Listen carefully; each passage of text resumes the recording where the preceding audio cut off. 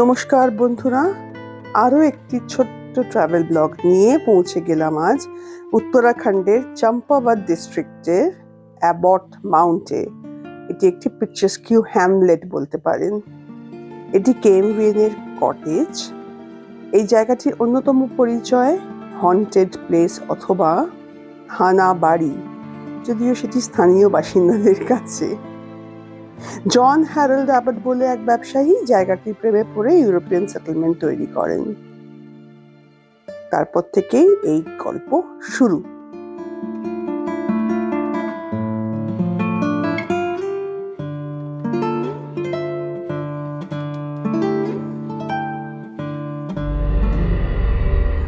ওই দেখো, আস্তে আস্তে আমি আর বড় বোস যাত্রা শুরু করলাম ডক্টর মরিসের বাড়ির কাছে বা হসপিটালের দিকে।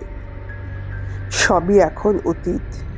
শুরুতে একটু গা ছমছম করছিল যে আবার কি সত্যি কি হন্টেড, কিন্তু তারপর দেখি না না না না, ওসব কিছুই না আমার কাছে। ডক্টর মরিস আসলে করতেন পোস্টমর্টেম, আর তখন গ্রামের মানুষ, সাধারণ মানুষ সেটিকে এক বিভৎসভাবে ব্যাখ্যা করে। যদিও এই হসপিটালের চত্বর থেকে বহু নরকঙ্কাল পরে উদ্ধার করা হয়, তাহলেও এটি একটি আনসলভড মিস্ট্রি। দেখো, দুজনে মিলেই কিন্তু চলেছি টুকটুক করে। জানি না সামনে কি দেখবো, কিন্তু দেখতে তো হবেই। আছে কি, কোন ভূত ওখানে বসে আছে, রামভূত না শ্যামভূত না যদুভূত, দেখি যাই। আজও বড় বোস আর ছোট বোস সারা রাত ঘুমলো না, আর আমি ভূতের দেশে এসে ভূতের গল্প শুনতে শুনতে কোন জগতে মানে সোজা ঘুমিয়ে পড়েছিলাম।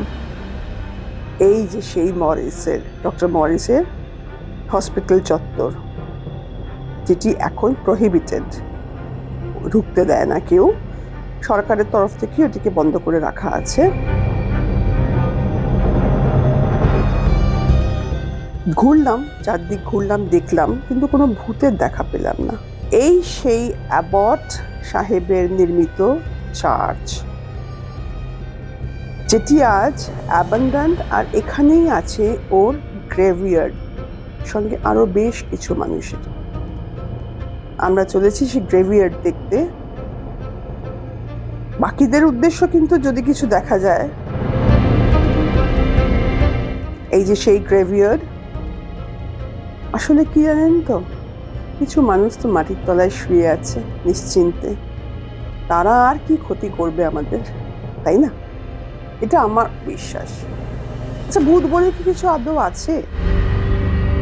জানাবেন তো কমেন্ট বক্সে।